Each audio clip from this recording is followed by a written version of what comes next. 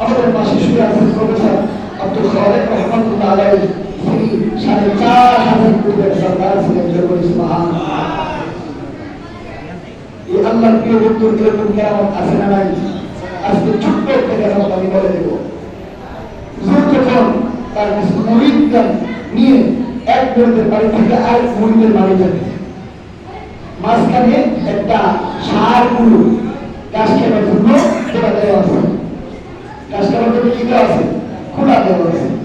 হুজুর যখন তার মুরিদদেরকে নিয়ে এক মুরিদের বাড়ি থেকে আরেক মুরিদের বাড়ি যাবে, হুজুর তখন ওই সার গুলোর সামনে দাঁড়িয়ে সালাম দিয়েছে। কি দিয়েছিলেন? সালাম দিয়েছে। কি বলছে?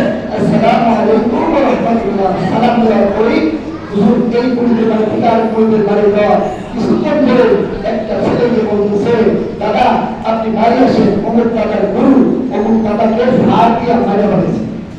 সুবহানাল্লাহ। এই বানানো ঘটনা, কথা বলে বানানো ঘটনা, বিশ্বাস হয় না। যখন হুজুর সার গুরুর সামনে দাঁড়ায় সালাম দিয়েছেন, তার সাথে থাকা মুরিদরা বর্ণনা আছে, হুজুর বলুন সালাম দেয়। কিন্তু হুজুরের প্রতিবাদ কিছু করে নাই, শুনে রাখছে। যখন মৃত্যু সংবাদটা শুনছে তখন হুজুর বলছে, আমি যখন সারগুলোর আগে সালাম দিয়েছিলাম তোমার কারা গোসল করছিলাম, আমি গরুরে কেন সালাম দিয়েছি, এখন বেতন পাইছো? আমি গরুরে সালাম দেই নাই, ওই গরুর সিংহের মাথায় হযরত আজরাইল আলাইহিস সালাম ছিল, আমি আজরাইলকে সালাম দিয়েছি। আরে আউলিয়াদের কেরামত সত্য না মিথ্যা? জোরে বলতে হবে, সত্য না মিথ্যা? এই আউলিয়াদের কেরামত বিশ্বাস করো ঈমানের একটা অংশ। জোরে বলে সুবহানাল্লাহ। ولا يكون عبد الأولياء إلا أن يكون محيطا به بيده। কোন ব্যক্তি যদি আউলিয়া কেরামের কেরামত দেখিয়া নিজের ভিতর বিশ্বাস স্থাপন না করতে পারে, সেই ব্যক্তি পাকাপোক্ত হইতে পারে না।